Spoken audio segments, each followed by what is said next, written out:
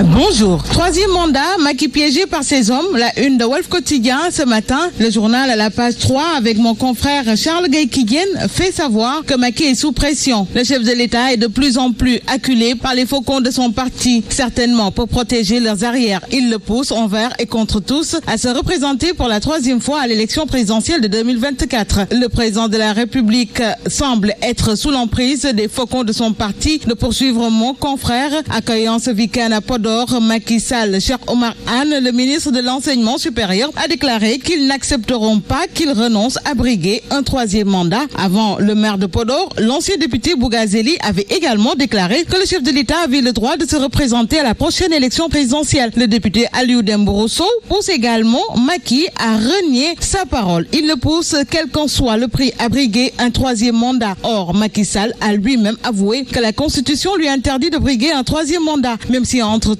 il a reconsidéré sa position avec son fameux ni oui ni non. Mais quoi qu'il en soit, ces faucons veulent le pousser à l'extrême. Moment choisi justement par Sud Quotidien pour parler d'une campagne électorale avant l'heure. Scrutin local du 23 janvier 2022 entre tournée économique chez Macky Sall, opération type Bitank au niveau de Gumsabop, tournée politique nationale au grand parti et autres rassemblements pour la défense de la démocratie. Le branle-bas de la mobilisation est lancé dans les états-majors. Macky dans la chaleur du Fouta, c'est la livraison du quotidien ce matin. Parlant tournée économique entre inauguration, pause, première pierre et discours politique, Abdoulaye Daouda Diallo, Dixit, Podor n'a pas de doléance. ADD en pole position de titre critique pour faire allusion à Abdoulaye Daouda Diallo. ADD à Macky, vous avez fait retrouver à nos territoires la plénitude de leur dignité. Dernier jour d'une visite économique dans le Nord, Macky adoube et file le Podor à ADD. Renseigne exclusif au moment où la communauté Diaobé se dit reconnaissante à Macky, c'est dans l'évidence.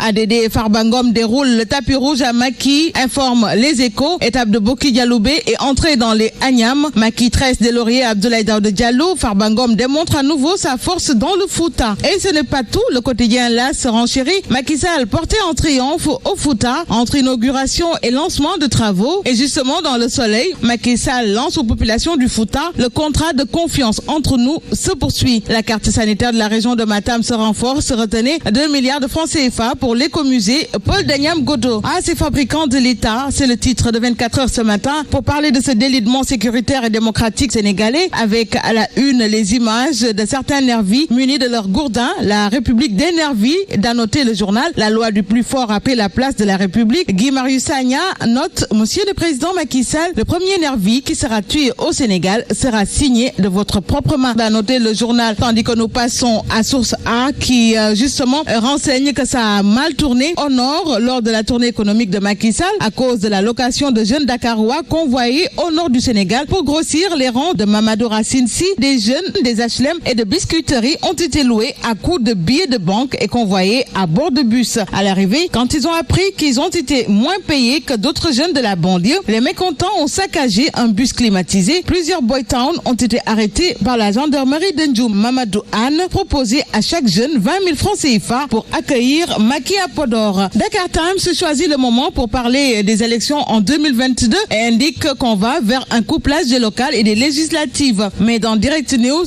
Serigne Abdoumbake Baradouli livre un sermon de feu. Le député parle de Macky Sall qui n'est pas encore prêt, mais qu'il peut assurer que ces élections locales vont avoir lieu. Et nous passons à l'info avec Tierno qui assène ses vérités dans un entretien. Le président de l'APD, Gumsabop, renseigne que le mal de ce pays est la gestion des intérêts particuliers au détriment de l'intérêt général. Passons à Vox Populi pour parler de tout à fait autre chose, mais d'informations macabres. Noyade, l'horreur en chiffres. Le journal renseigne 13 noyés, 8 corps sans vie, 5 repêchés vivants à Malika, Gadaï et Malibou entre dimanche et lundi. Les plages de la mort font 18 morts en 3 mois, enchaîne la tribune. Le quotidien renchérit 18 morts par noyade et des portés disparus quand le laxisme des autorités tue les jeunes. 36 cas de décès recensés en un mois. Alerte, le quotidien alerte. Les chiffres de la mort délivrés enquête par rapport à ces noyades de plage Malika, Malibou, Gadaï. L'observateur, dans la même foulée, parle de ce silence bruyant des cimetières de Dakar et Rufisque,